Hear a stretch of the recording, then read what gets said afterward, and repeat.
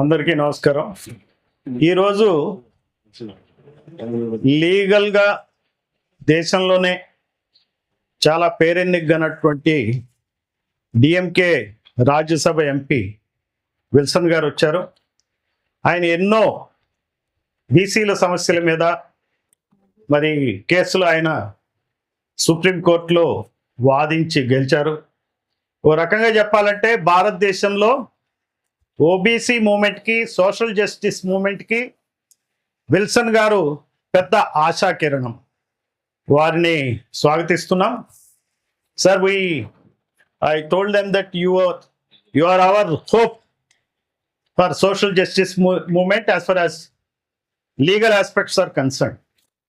So ఈరోజు ఒక్క మాట చెప్పాలా, ఆయనదే ముఖ్యంగా ఈ కులగణన మీద ఆయన చెప్తారు. ఒకే ఒక మాట చెప్పాలి, ఏంటంటే ఎప్పుడో 1931లో బ్రిటిష్ వాళ్ళు బీసీలకి న్యాయం చేశారని చెప్పాలి. ఎందుకంటే అప్పట్లో కులగణన చేశారు. బీసీలు ఎంతమంది, ఈ దేశంలో ఎన్ని కులాలు ఉన్నాయనే విషయాన్ని బ్రిటిష్ వాళ్ళు చెప్పారు. 1931లో దాదాపుగా 4000 చిల్లర కులాలు ఉన్నాయి ఈ దేశంలో అని చెప్పారు.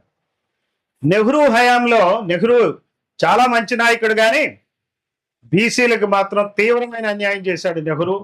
నెహ్రూ కాంగ్రెస్ అన్యాయం చేసింది. నెహ్రూ ఎట్లయితే అన్యాయం చేశాడో మోడీ కూడా ఓబీసీ అయినా కానీ అదే మాదిరిగా అన్యాయం చేస్తున్నాడు. క్యాస్ట్ సెన్సస్ చేస్తున్నామని చెప్పి అన్యాయం చేయటం. నెహ్రూ క్లియర్గా చెప్పాడు, ఈ కుల సమస్య ఆయన తీసుకోదలుచుకోలే.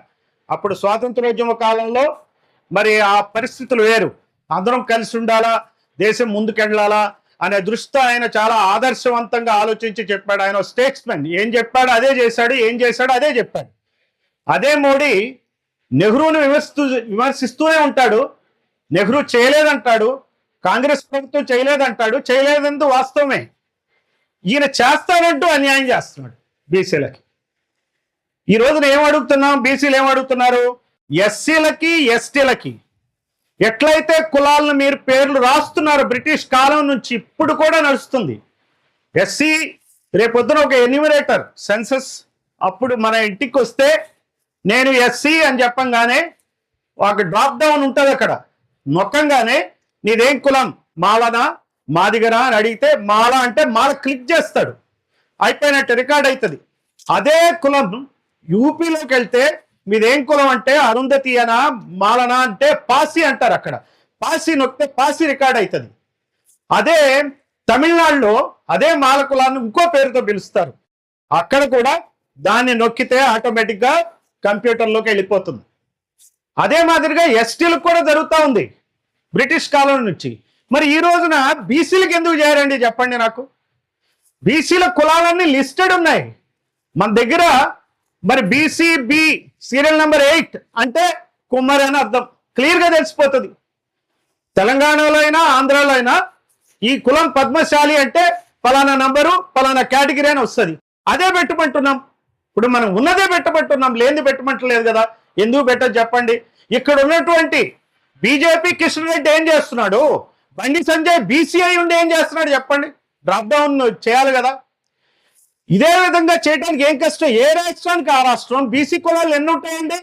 140 నుంచి 150 కులాలు ఉంటాయి, అంతకన్నా ఎక్కువ ఉండవు. ఈ 140 పేర్లు రాయటానికి ఏమి ఇబ్బంది చెప్పండి. అందువలన ఈ ప్రభుత్వాలు అన్యాయం చేస్తున్నాయి. కులగణన చేయకుండా మరి కులాలన్నీ ఏం పేరు పెడితే ఆ పేరు, ఒకే కులానికి 10 పేర్లు ఉంటే 10 పేర్లు, స్పెల్లింగ్ మిస్టేక్స్ ఉంటే స్పెల్లింగ్ మిస్టేక్స్, రకరకాల పద్ధతిలో రిజిస్టర్ చేయడానికి ఈ బీజేపీ చూస్తుంది. ఇదే పని కాంగ్రెస్ 2011లో ఇట్లానే చేసింది. కాంగ్రెస్ ఏం చెప్పింది, సర్వే చేసి 45 లక్షల పైగా కులాలు ఉన్నాయని చెప్పింది. ఎంత అన్యాయం చెప్పండి. 4000 కులాలు ఎక్కడ, 45 లక్షల కులాలు. అంటే ఈ దేశాన్ని ఏలుతున్న కులాలు ఏవైతే ఉన్నాయో అవి 100కి 4 ఉంటారు, 3 ఉంటారు. వాళ్ళు బ్రాహ్మణులు కానీ, బనియాలు కానీ, రాజపుట్లు కానీ, జాట్లు కానీ. వాళ్ళు చేసే కుట్ర. ఇక్కడ ఉన్నటువంటి కమ్మారెడ్డి కులాలు, వెలమ కులాలు వాళ్ళు కూడా 100కి 4-5 ఉంటారు. వెలమలు అయితే 1 కన్నా తక్కువ, మరి కమ్మలు ఇంకా తక్కువ. అయినా కానీ వీళ్ళు ఈ నాయకులందరూ గమ్మును కూర్చున్నారు, దీన్ని ఖండించట్లా. పేపర్లో కూడా ఇదేదో బీజేపీ గొప్పగా పనిచేస్తుంది, కులగడం చేసేస్తుంది అని నమ్మబడుతున్నారు. ప్రజలారా నమ్మొద్దు. బీజేపీ నమ్మించి మోసం చేస్తుంది, కాంగ్రెస్ నిజంగా మోసం చేసింది, వీళ్ళు నమ్మించి మోసం చేస్తున్నారు. అందుకని చెప్పి ఈ కులగణని డ్రాప్ డౌన్ లిస్టులు పెట్టే వరకు, యూనిక్ క్యాస్ట్ కోడ్ ఇచ్చే వరకు నిలిపేయాలని చెప్పి డిమాండ్ చేస్తున్నాం. Thank you.